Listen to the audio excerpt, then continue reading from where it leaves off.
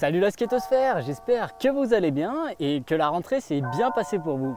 Qui dit rentrée dit faire ses devoirs et pourquoi pas apprendre de nouvelles figures. Avant même que vous commenciez à faire des 180, quelque chose de très important, ça va être de bien maîtriser votre ollie et également de vous sentir assez à l'aise sur votre planche.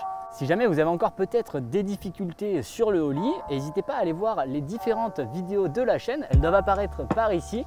Il y en aura deux sur la chaîne, une qui est plus basée sur les erreurs lorsqu'on apprend le ollie et l'autre plutôt sur des conseils pour apprendre cette figure. Pour apprendre une figure en flat, vous n'êtes pas obligé d'aller jusqu'au skatepark, ça c'est un point positif. Vous pouvez très bien essayer dans la rue s'il n'y a pas beaucoup de voitures, peut-être sur un parking ou alors comme moi, sur une grande place où vous allez déranger personne et en plus de ça, vous aurez toute la place qu'il vous faut. Allez, c'est parti. Le 180, une rotation de votre planche de 180 degrés, mais également de votre corps qui va venir suivre le mouvement de la planche en faisant un demi-tour. Et avant même d'aller plus loin, je vais vous inviter à regarder le mouvement de mes épaules lorsque je fais cette rotation, même à pied. Donc on voit clairement que la première partie de votre corps a s'élancé en premier et votre épaule. Peut-être que depuis le début de la vidéo, ou peut-être en ayant vu le titre, vous ne savez pas forcément ce que ça veut dire frontside, backside. Eh bien vous l'aurez compris, ça vient de l'anglais. En français on pourrait dire que c'est le côté avant et le côté arrière. Mais en réalité c'est pas si simple que ça, et surtout si on parle d'une figure sur un curb, un rail ou encore un transfert. En réalité c'est le côté qui est exposé en premier. Je vais faire un frontside 180, c'est ma poitrine, le côté avant de mon corps qui va s'exposer en premier en direction du tricks. Le côté avant du corps. Et donc vous l'aurez deviné, lorsqu'on parle d'un backside, c'est le côté arrière du corps qui vient s'exposer en premier. Donc ici, mon dos. Je vous rassure, c'est pas grave si vous ne maîtrisez pas parfaitement le lexique du skate. Et il arrive même à certains skateurs expérimentés de se tromper sur le frontside, le backside. Surtout quand on parle de nollie, de faki. Moi y compris, ça m'arrive de me tromper sur le sens des figures. Un dernier point sur le sens des rotations des figures. Ce n'est pas parce que vous êtes goofy que vous allez être plus à l'aise en frontside ou alors en backside. Et inversement pour le régular. Moi par exemple, je suis goofy et je préfère faire des tricks en backside. Au début, il y a de grandes chances que vous soyez plus à l'aise en frontside parce que c'est quand même un petit peu plus facile à lancer. Donc c'est vraiment une préférence personnelle que vous allez découvrir au fur et à mesure de vos sessions skate. Allez, comme on a dit que le frontside c'était un petit peu plus facile, on peut débuter avec celui-ci et on passera au backside après. Je pense qu'une première chose intéressante à faire, ça va être de s'habituer à la rotation. Pour ce faire, vous pouvez déjà essayer de faire quelques kick turns pour vous habituer donc au sens de rotation et peut-être un exercice un peu plus difficile, apprendre à faire les reverts. Juste au moment où je suis en train de filmer cette vidéo, je me rends compte que j'ai pas encore fait la vidéo sur les kick turns. J'essaierai de vous la faire prochainement parce que c'est vraiment super cool dans les skateparks pour pouvoir conserver sa vitesse, conserver ses lines, de faire un kick turn dans une courbe ou sur un plan incliné. Et pour ceux qui savent peut-être déjà le faire et qui veulent s'entraîner à la rotation, vous verrez donc que c'est toujours l'épaule qui vient diriger le corps dans le début de la rotation et qui est suivi par le mouvement de la tête et la vision qui va vous guider jusqu'au final de la sortie du tricks.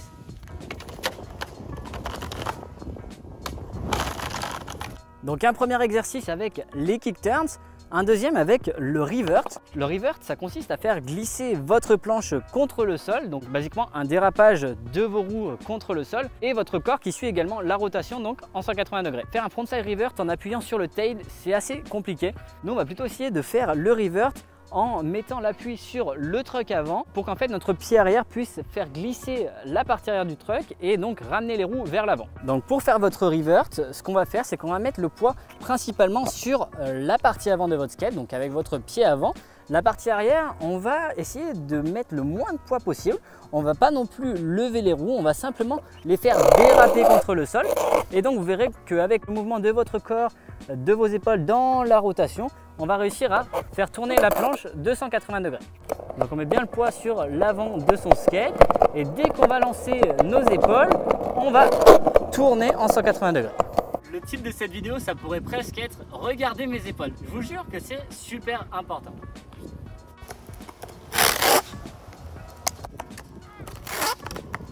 Vous voyez bien que les roues ne décollent pas, elles vont juste faire un dérapage contre le sol. Bon les amis, je parle beaucoup, mais je pense que ces exercices et de bien comprendre la rotation et le mouvement du corps, c'est super important pour faire votre 180. Je le dirai jamais assez, mais le balancement de vos épaules, ça va faire une grande partie du trick. Il vous restera bien sûr à faire le ollie que vous allez claquer juste après avoir balancé votre épaule. Allez, j'arrête de vous faire patienter, je vous mets tout de suite un ollie 180 pour que vous puissiez voir la décomposition du mouvement.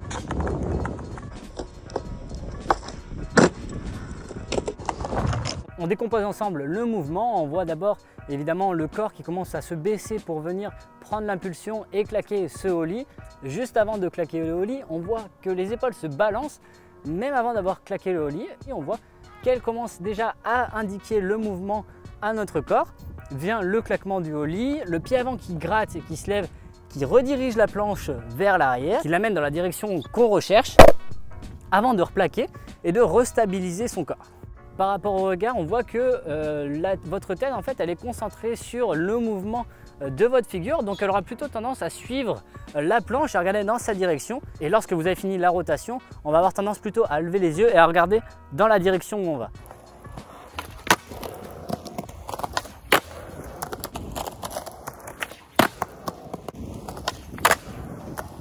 Faire un 180 complet, c'est pas forcément quelque chose qu'on va arriver à faire dans les premiers jours. Peut-être qu'au début, vous allez déjà commencer à faire quelques degrés vers l'avant, peut-être atteindre les 90 degrés, plaquer avec vos roues avant contre le sol et terminer la rotation avec un revert, soit avec les roues levées, soit simplement en faisant un revert comme on a vu avant dans la vidéo. Et même moi qui fais du skate depuis déjà pas mal d'années, ça m'arrive de faire des 180 qui ne sont pas complets. Simplement parce que des fois je vais monter quelque chose d'assez haut et je vais m'aider d'abord avec mes roues avant, puis finir la rotation avec la partie arrière toujours en l'air. Évidemment, si vous ne vous sentez pas à l'aise en roulant, on commence à l'arrêt, il n'y a aucun problème avec ça. Bien au contraire, ça va vous permettre de bien vous familiariser avec cette figure. Ça va vous permettre de bien voir comment réagit votre planche lorsque vous lancez le 180, lorsque vous bougez votre corps.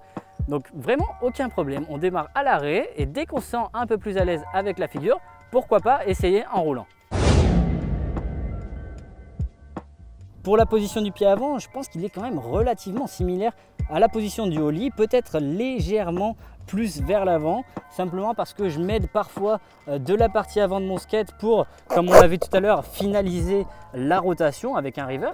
Et pour le pied arrière, encore une fois, très proche de la position du ollie, je pense quand même que la partie arrière, la partie du talon, peut sortir légèrement plus de la planche, simplement parce que lorsque vous allez claquer votre ollie, celle-ci va vous permettre de faire un beau geste de cuillère pour accompagner la planche dans la direction du frontside. Une dernière fois pour bien résumer, pied avant très similaire au ollie, légèrement plus vers l'avant si besoin. Pied arrière, lui, peut être légèrement plus vers l'arrière pour vous permettre de bien accompagner la planche dans la rotation. Mais vous verrez que ce que je vous dis, c'est pas forcément une science exacte. Peut-être que certaines personnes vont préférer mettre le pied légèrement plus en dessous des vis, d'autres le pied arrière peut-être plus vers l'intérieur. Des fois, bien que la position d'une figure est globalement la même pour toutes les personnes, peut-être que vous serez plus à l'aise en plaçant vos pieds différemment. Alors n'hésitez pas à essayer plusieurs positions de vos pieds sur la planche pour vous permettre peut-être de trouver une position qui soit plus confortable pour vous. Allez, je vous montre tout de suite à quoi peuvent ressembler des frontside 180 lorsque l'on débute. Dans ces essais du 180 ollie, on voit clairement la différence lorsque je viens me baisser au plus proche du sol pour mieux claquer le ollie, prendre de la hauteur et donc tourner plus longtemps dans les airs. Vous voyez commencer à faire simplement 90 degrés, déjà c'est super bien. Petit à petit, on essaie de gagner quelques degrés dans l'angle de la rotation.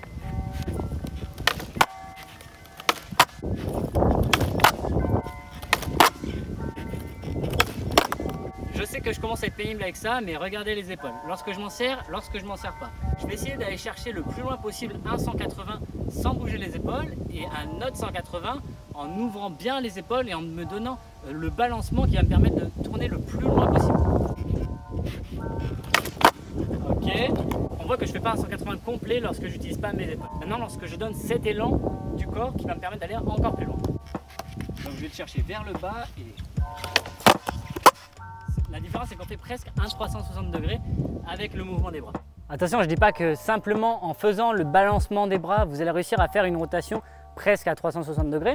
simplement vous montrer la différence qu'il y a quand on utilise ou non les épaules. Et vous pouvez faire le test chez vous et je suis sûr qu'en utilisant bien le mouvement de vos épaules, évidemment en faisant bien également correctement le reste du mouvement avec le ollie, vous verrez que vous gagnerez quelques degrés dans la rotation du 180. Comme beaucoup d'autres figures, lorsque vous allez faire le 180 et particulièrement en roulant, essayez de bien visualiser le mouvement de votre corps, la position dans laquelle vous allez atterrir et vous conditionner en fait à repartir en faquille dans le cas d'un 180 pour vous préparer mentalement à replaquer cette figure. Bon, déjà j'espère qu'avec tout ça vous allez pouvoir faire de beaux 180 en frontside. On passe tout de suite au backside.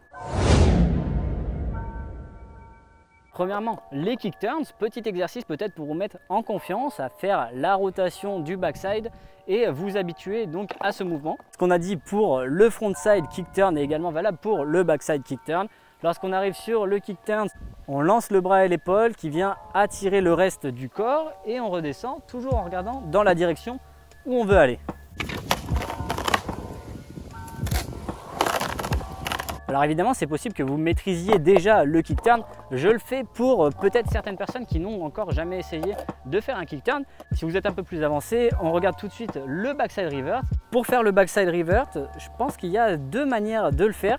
Soit en appliquant le poids et le dérapage plutôt sur la partie arrière de votre planche, soit comme on a fait avec le frontside revert, en appliquant le poids sur la partie avant et en faisant glisser les roues arrière. Cette première option, elle peut peut-être vous servir à vous apprendre à vous familiariser donc avec le mouvement, mais je pense que ce qui ressemble le plus à un backside ollie, ça va être de faire le revert en s'appuyant sur les roues arrière de votre planche.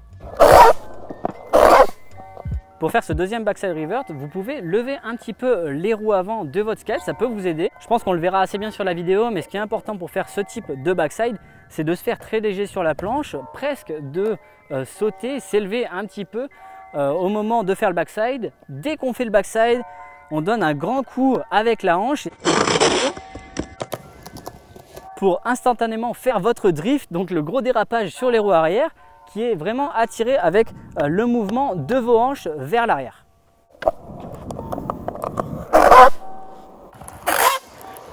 S'il y en a parmi vous qui contrôlent déjà bien les reverts, j'en mets deux de plus si vous voulez vous amuser et essayer de les refaire. Le backside 3-6 en revert, toujours sans décoller les roues, et juste les power slide, parce que dans les downhill, un bon backside power slide, ça c'est la classe. Petite précision sur les reverts, ces derniers ils peuvent être utilisés pour terminer la rotation d'une figure, donc comme on l'a vu pour le 180. Par exemple, si vous êtes sur un curb et que vous faites un backside tail slide to fakie, déjà c'est un très beau trick, donc félicitations. Juste pour vous dire que le revert va vous permettre de finaliser la rotation du 180 sans avoir à faire un demi-tour complet. Position des pieds pour le backside ollie. Le pied avant, je le mets dans la même position que le frontside ollie, je pense. Similaire au ollie, toujours pareil. Le pied arrière, similaire au ollie, une fois de plus, mais peut-être que cette fois-ci, vous pouvez le placer légèrement plus vers l'avant, la pointe qui peut dépasser un petit peu, qui vous permet, comme pour le frontside ollie, de stabiliser la planche et de l'emporter avec elle, comme le mouvement de la cuillère, pour lancer la rotation correctement et sans que la planche ne parte en flip ou autre. Comme on a fait pour le frontside, tout de suite quelques essais de ce à quoi peuvent ressembler vos premiers backside. Comme on l'a évoqué pour le frontside ollie, on voit bien la différence lorsque l'on élance les épaules et également lorsqu'on vient se rapprocher au plus près du sol pour claquer le ollie.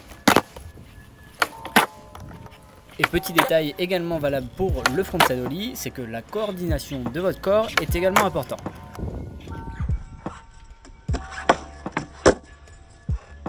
Évidemment, plus vous allez faire un ollie haut, plus vous aurez le temps de tourner en l'air et donc d'aller chercher le plus grand degré de rotation.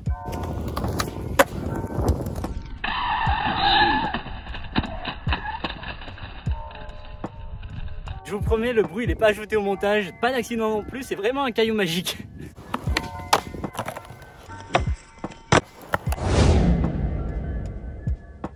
J'avais vraiment envie de faire un tutoriel assez complet, donc ce que j'ai fait, c'est que j'ai essayé également en switch, une position où je suis beaucoup moins à l'aise, peut-être pouvoir vous donner plus de conseils qui pourraient vous être utiles. Le frontside en switch, il est assez accessible et je dirais que pour certains, il est peut-être plus facile pour la rotation puisque on ne repart pas en fakie en marche arrière, mais on revient en position normale. Par contre, pour ce qui est du switch backside, ce trick, moi je le trouve très compliqué.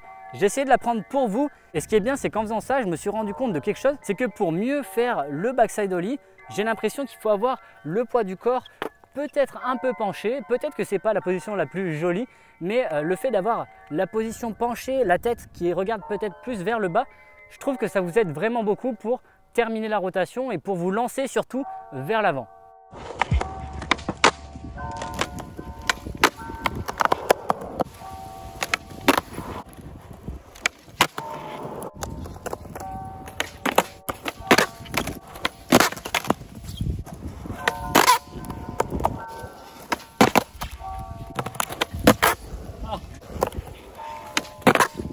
Et je vous confirme que le fait de positionner le pied un peu plus à l'avant ou à l'extérieur suivant le backside ou frontside, ça aide aussi pas mal pour lancer la rotation un peu plus loin.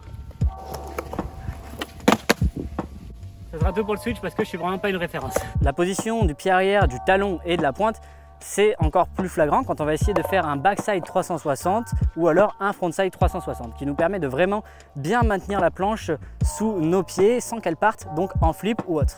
Bon, j'espère que je ne vous aurai pas perdu avec toutes ces informations. Je sais que ça fait beaucoup de données à assimiler, mais j'ai essayé de vous en donner un maximum pour que vous puissiez les mettre en pratique et j'espère améliorer vos 180. Surtout si vous avez des questions, n'hésitez pas à les mettre dans les commentaires et vous pouvez également me contacter sur le Instagram de la Skatosphère. Vous pouvez par exemple m'envoyer votre vidéo pour que je puisse voir où vous en êtes et vous donner donc un conseil un peu plus personnalisé. Les 180, c'est pas forcément la figure la plus facile à réaliser en flat, simplement parce que ça demande un peu de temps à faire la rotation en l'air. Et vous verrez qu'avec le temps, vous trouverez peut-être que le frontside et backside 180 sont plus faciles à réaliser sur un transfert ou peut-être un plan incliné. Donc n'hésitez pas à essayer. Je pense que le plus facile, c'est de commencer avec un plan incliné qui vous permet de repartir toujours en normal et non pas en faki. Au contraire, si vous êtes sur une pyramide, vous allez donc faire une rotation à 180 degrés et vous vous retrouverez en faki ou en switch, donc en marche arrière.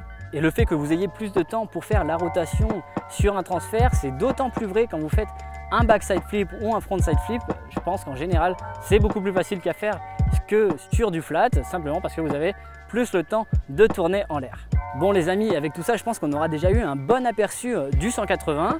On se retrouve très bientôt pour une nouvelle vidéo tutoriel ou session skate et d'ici là, je vous souhaite à tous une très bonne session.